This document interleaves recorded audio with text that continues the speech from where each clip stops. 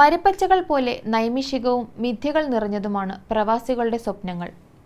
16 വർഷം അധ്വാനിച്ചുണ്ടാക്കിയ പണം കൊണ്ട് നിർമ്മിച്ച വീടിന്റെ ഗൃഹപ്രവേശനത്തിനായി പുറപ്പെടാൻ ഒരുങ്ങിയിരുന്നപ്പോൾ ഉണ്ടായ അത്യാഹിതത്തിൽ ഓർമ്മകൾ നഷ്ടപ്പെട്ട ഒരു പ്രവാസിയുടെ കഥയാണ് ഇനി.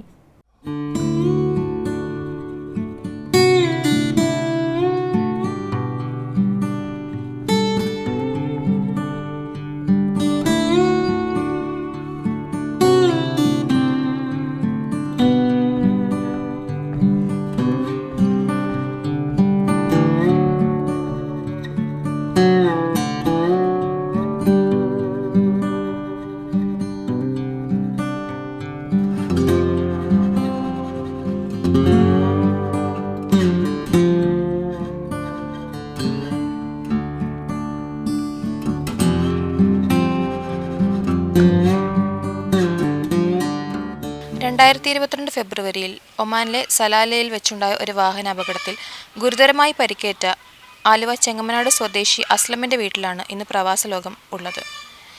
അദ്ദേഹം കഴിഞ്ഞ 2 വർഷമായി പൂർണ്ണമായും ശയ്യയിലാണ്.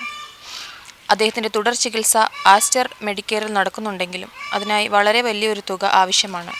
അത് കണ്ടെത്താനാവാതെ വിഷമിക്കുകയാണ് അസ്ലമിൻ്റെ ഭാര്യ അമീനയും കുടുംബാംഗങ്ങളും. എപ്പോഴാണ് അസ്ലം ഈ ഗൾഫിലേക്ക് ആദ്യമായിട്ട് പോകുന്നത്? എന്ത് ജോലിക്കാണ് പോയത്? 16 വർഷത്തോളമായി അസ്ലമും ഗൾഫിലേക്ക് പോയിട്ട്. ഇപ്പോൾ നിലവിൽ ഈ ആക്സിഡൻറ്റ് സംഭവിക്കുമ്പോൾ അവൻ ഒരു കമ്പനിയുടെ സൂപ്പർവൈസറായിരുന്നു. അവൻ കറക്റ്റായിട്ട് എല്ലാ മാസവും അവൻ്റെ ജോലിയും അതുമായിട്ട് ബന്ധപ്പെട്ടുള്ള സാമ്പത്തികവും കാര്യങ്ങളൊക്കെ അവൻ കറക്റ്റായിട്ട് അയക്കുകയും ഒക്കെ ചെയ്തുകൊണ്ടിരുന്നതാണ്.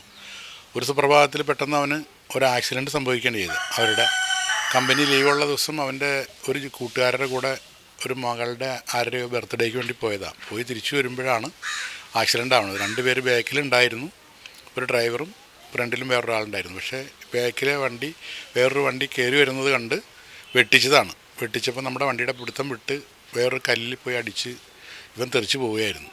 തെറിച്ച് പോയതിൻ്റെ പേരിൽ അവൻ്റെ തലയ്ക്കാണ് പരിക്ക് പറ്റിയത്.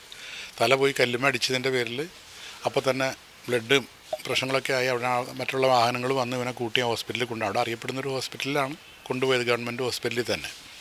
അവിടുന്ന് പിന്നെ ചികിത്സ സംബന്ധമായിട്ട് 2 മാസത്തോളം അവിടെ കിടക്കേണ്ടി വന്നു. പിന്നെ അവിടുത്തെ ട്രീറ്റ്മെൻറ്റ് എന്ന് പറഞ്ഞാൽ നമ്മുടെ കേരളീയരായിട്ടുള്ള ആളുകളാണ്. അപ്പോൾ അത്തരത്തിലുള്ളൊരു സുഖം കിട്ടില്ല എന്നുള്ളതിൻ്റെ ഒരു പരമാവധി ഞങ്ങൾ ഇങ്ങോട്ട് കൊണ്ടുവരാനുള്ള ശ്രമം നടത്തി നോക്കി. അപ്പോഴേക്കും ആളുടെ ഒരു വശത്ത് കിടന്ന സ്ഥലത്ത് നിന്ന് തന്നെ തോലൊക്കെ പോയി ഒരു ഭാഗത്ത് കുറച്ച് കുഴി പോലെയായി. അതൊക്കെ ഇവിടെ വന്നിട്ട് വീണ്ടും ഓപ്പറേഷൻ ചെയ്യേണ്ടി വന്നു. അങ്ങനെ അവിടെ നിന്ന് സലാലയത്തെ കുറേ അധികം നമ്മുടെ കൈരളി TV-യുടെ കുറേ ആളുകളും അവരുടെ പ്രവാസി ആയിട്ടുള്ള ആളുകളൊക്കെ കൂടിയിട്ടുള്ള സഹായവും കാര്യങ്ങളൊക്കെ കൂടി നമ്മുടെ നാട്ടിലേക്ക് തിരിച്ചയക്കാൻ വേണ്ടി ചെയ്തു തന്നു.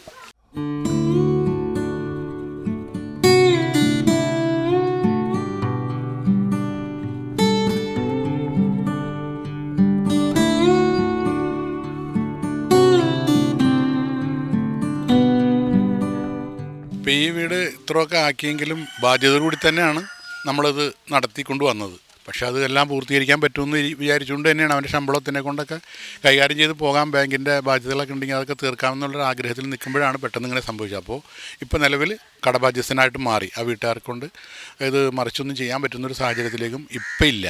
അപ്പോൾ അവന് ഇങ്ങനെ സംഭവിക്കുമെന്നൊന്നും വിചാരിച്ചിട്ടല്ലല്ലോ ഇതൊക്കെ ചെയ്തത്. ചെയ്യുമ്പോഴൊക്കെ എല്ലാം നല്ല ഉദ്ദേശത്തോടുകൂടി ചെയ്തു. അവസാനം ഇത്തരത്തിലേക്ക് ആക്കി വെച്ചു. പക്ഷേ മുന്നോട്ട് പോകാൻ പറ്റുന്നൊരു സാഹചര്യത്തിലേക്ക് ആയിട്ടില്ല. അപ്പോൾ ആ ഒരു പ്രയാസങ്ങളും കാര്യങ്ങളൊക്കെ ഉണ്ട്.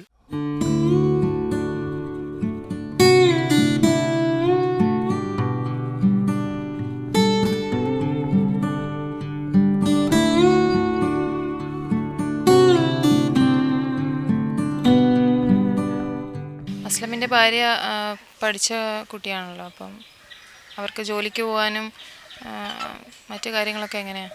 അസ്ലമിൻ്റെ ഭാര്യ വിദ്യാഭ്യാസമുള്ള കുട്ടിയാണ്. ഇപ്പോഴത്തെ സാഹചര്യം കൊണ്ട് 3 ചെറിയ മക്കളാണ്.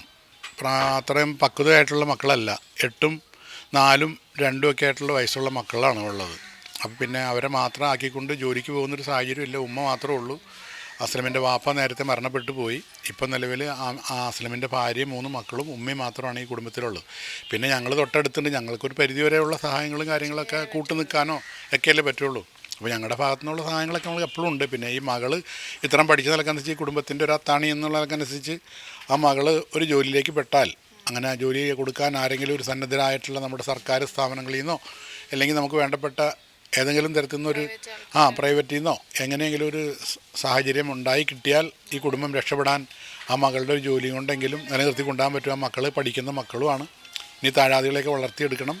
ഈ കുടുംബത്തിൻ്റെ ഭദ്രത നിലനിർത്തണമെന്നുണ്ടെങ്കിൽ ആ മകളൊരു ജോലിയിലേക്ക് പെട്ടാൽ ഒരു പരിധി വരെയൊക്കെ നമുക്ക് ആ കുടുംബം നല്ല രീതിയിൽ കൊണ്ടുപോകാൻ പറ്റും എന്നുള്ള രീതിയിലാണ് ഞങ്ങൾ ആഗ്രഹിക്കുന്നത്. ഈ കുട്ടീനെ ഏതെങ്കിലും തരത്തിൽ നിങ്ങൾക്ക് കഴിയുമെന്നുണ്ടെങ്കിൽ എങ്ങനെയെങ്കിലും ഒരു ജോലിയിൽ പെടുത്താൻ നിങ്ങൾ ശ്രമിച്ചാൽ അത് ദൈവത്തിൻ്റെ ഭാഗത്തുനിന്നും നമ്മൾക്ക് നമ്മുടെ ഈ കുടുംബത്തിന് വേണ്ടിയിട്ടും ചെയ്യുന്ന ഏറ്റവും വലിയൊരു ഉപകാരമാണത്. അസ്ലമിൻ്റെ ഭാര്യ അമീന ബയോകെമിസ്ട്രി ബിരുദധാരിയാണ്. അദ്ദേഹത്തിൻ്റെ ചികിത്സ, മക്കളുടെ പഠിത്തം, കുടുംബത്തിൻ്റെ ചെലവ് ഇതൊക്കെയായി വളരെയധികം ബുദ്ധിമുട്ടുകയാണ് അമീന. ഇപ്പോഴത്തെ സാഹചര്യം അനുസരിച്ച് എന്തായാലും ഒരു ജോലി അത്യാവശ്യമാണ്. കാരണം എപ്പോഴും നമ്മുടെ മക്കളും വലുതായി വരെയാണ്. ഇപ്പോൾ ഇക്കാക്കയുടെ കാര്യം പറഞ്ഞു കഴിഞ്ഞാൽ ഇപ്പോൾ ഒരു ഭക്ഷണം ഇപ്പോൾ ഡോക്ടർ പറഞ്ഞേക്കണം എന്തായാലും ഈ പ്രോട്ടീൻ എൻഷ്യൂർ പ്ലസ് എന്ന് പറഞ്ഞൊരു പ്രോട്ടീൻ പൗഡർ ഉണ്ട്. അത് ഇക്കാക്ക എന്തായാലും ഇപ്പോൾ നമ്മൾ കണ്ടിന്യൂ ചെയ്യണം.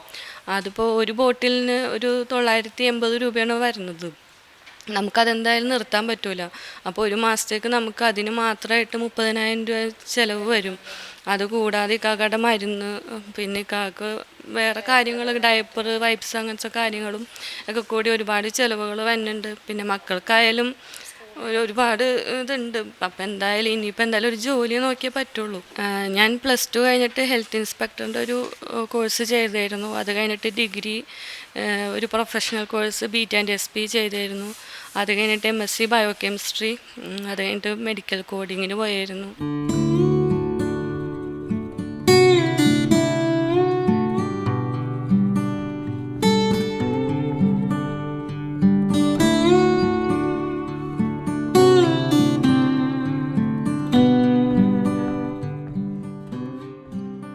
ഇരുപത്തഞ്ചാം വയസ്സിൽ ഒമാനിലേക്ക് പോയതാണ് അസ്ലം. പിന്നീട് ഇടയ്ക്കിടയ്ക്ക് വരും എന്നല്ലാതെ മുഴുവൻ സമയം ഉമ്മയ്ക്ക് മകനെ കിട്ടിയിട്ടില്ല. പക്ഷേ ഈ അപകടം പറ്റി തിരിച്ചു വന്നതിന് ശേഷം ഈ അവസ്ഥയിലാണ് അസ്ലം ഇപ്പോൾ ഉള്ളത്. എൻ്റെ മോൻ നല്ല ആക്റ്റീവായിരുന്നു. ആർക്കും സഹായിക്കാനും എന്തിനും നാട്ടിലും നല്ലൊരു പ്രവർത്തനമൊക്കെ ആയിരുന്നു.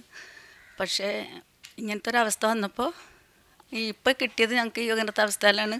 അത് ഒന്നും ഇപ്പോൾ കോമാ സ്റ്റേജ് വിട്ടിട്ട് ഇപ്പോൾ ഈ സ്റ്റേജിൽ തന്നെ എഴുന്നേറ്റിരിക്കാൻ പറ്റണില്ല, സംസാരിക്കണില്ല, പിന്നെ ഓർമ്മ ഞങ്ങളൊക്കെ തിരിച്ചറിയണില്ല. അങ്ങനത്തെ ഒരു അവസ്ഥയിലാണ് ഇപ്പോൾ ഉള്ളത്. ഇപ്പോഴും 2 വർഷമായി ഇതുവരും ആ ഒരു അവസ്ഥയിൽ തന്നെയാണ് ഉള്ളത്.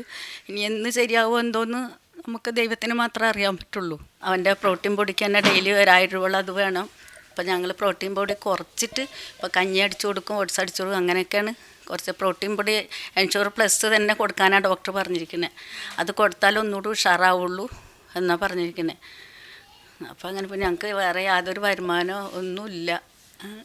ഇത്തിരി കടത്തിലും ഉണ്ടായി, അങ്ങനെയൊക്കെ നിൽക്കുന്നത്. അസ്ലമിന് ഉദാരമതികളുടെ സഹായമുണ്ടെങ്കിൽ മാത്രമേ ജീവിതത്തിലേക്ക് ഇനി തിരിച്ചു വരാനാകൂ. അദ്ദേഹത്തെ സഹായിക്കുവാൻ താല്പര്യം ഉള്ളവർ ഭാര്യ അമീനയുടെ ബാങ്ക് അക്കൗണ്ടിലേക്ക് മാത്രം നിങ്ങളുടെ സഹായങ്ങൾ അയക്കുവാൻ ശ്രദ്ധിക്കുക. അമീനയുടെ account number: Ameena Aslam, account number 50105162583337, IFSC code HDFC 0000310, bank HDFC bank, branch Aluva.